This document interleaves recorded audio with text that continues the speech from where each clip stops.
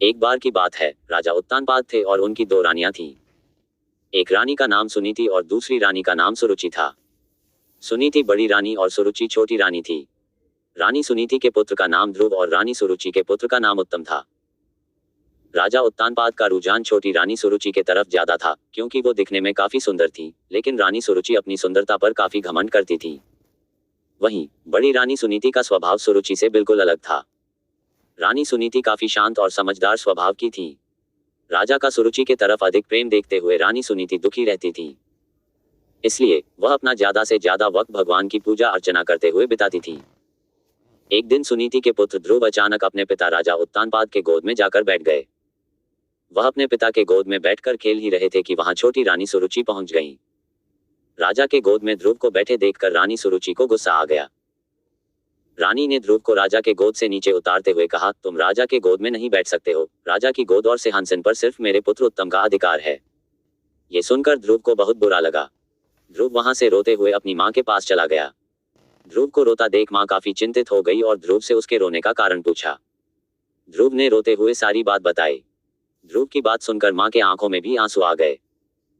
ध्रुव को चुप कराते हुए सुनीति ने कहा, भगवान की आराधना में बहुत शक्ति है। अगर सच्चे मन से आराधना की जाए तो भगवान से तुम्हें पिता की गोद और सिंहासन दोनों मिल सकते हैं। माँ की बात सुनकर ध्रुव ने निर्णय कर लिया कि वह सच्चे मन से भगवान की आराधना करेंगे। ध्रुव अपने महल से भगवान की प्रार्थना करने जंगलों की तरफ निकल पड़े। उन्हें रास्ते में ऋषि नारद मिले। छोटे से ध्रुव को जंगलों की तरफ जाता देख नारद ने उन्हें रोका। नारद ने उनसे पूछा, तुम जंगलों की तरफ क्यों जा रहे हो? ध्रुव ने उन्हें बताया कि वो भगवान का ध्यान करने जा रहे हैं।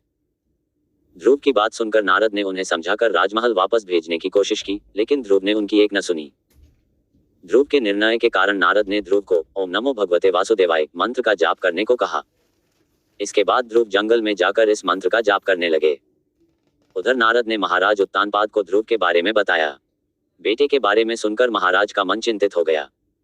वह ध्रुव को वापस लाना चाहते थे, लेकिन नारद ने कहा ध्रुव प्रार्थना में डूब गया है और अब वह वापस नहीं आएगा। उधर ध्रुव कठोर तपस्या में लगे रहे। कई दिन और महीने गुजर गए, लेकिन ध्रुव प्रार्थना करते रहे। इस बीच ध्रुव की भक्ति से प्रसन्न होकर भगवान हरि ध्रुव के सामने प्रकट हुए। भगवान हरि ने ध्रुव को वरदान देते हुए कहा, तुम्हारी तपस्या से हम बहुत प्रसन्न हैं, तुम्हें राज सुख मिलेगा। साथ ही तुम्हारा नाम और तुम्हारी भक्ति हमेशा के लिए जानी जाएगी। ये कहकर भगवान ने ध्रुव को राजमहल की तरफ भेज दिया। भगवान के दर्शन पाकर ध्रुव भी बहुत खुश हुए और उन्हें प्रणाम कर महल की तरफ चले गए। बेटे को महल वापस आते देख राजा खुश हो गए और उनको अपना पूरा राज्य सौंप दिया। भगवान हरि के वरदान से भक्त ध्रुव का नाम अमर हो गया और आज भी उन्हें आसमान में सबसे ज्यादा चमकने वाले तारे ध्रुव तारे के नाम से याद किया जाता है। कहानी से सीख।